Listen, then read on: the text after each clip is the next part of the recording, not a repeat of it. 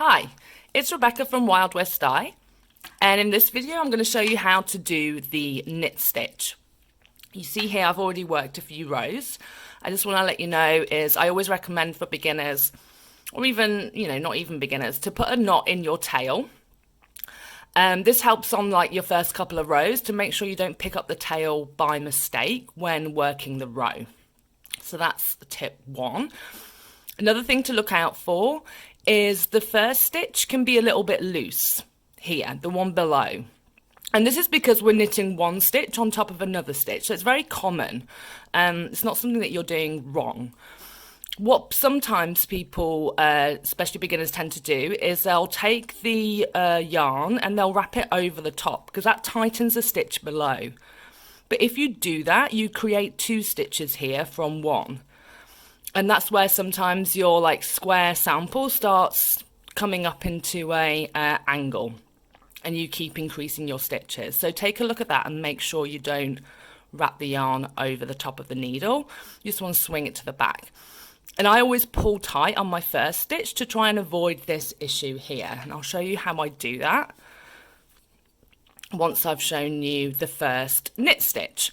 So the knit stitch you do in 4 steps. Step 1 is you insert the right needle through the first stitch on the left needle. You go to the left side of that stitch, you insert it through and you make a cross shape. You can then hold on to your right needle with your left hand, with your thumb and finger, to give it a bit more support.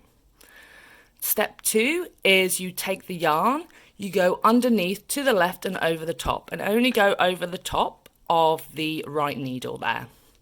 Step 3 is a tricky step, so be kind to yourself while you're learning this.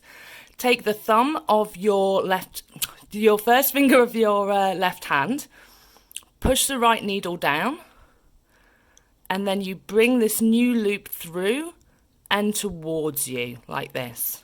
One thing that I do naturally is actually I end up scraping the point of my right needle along the circumference of my left needle, and that helps bring it through.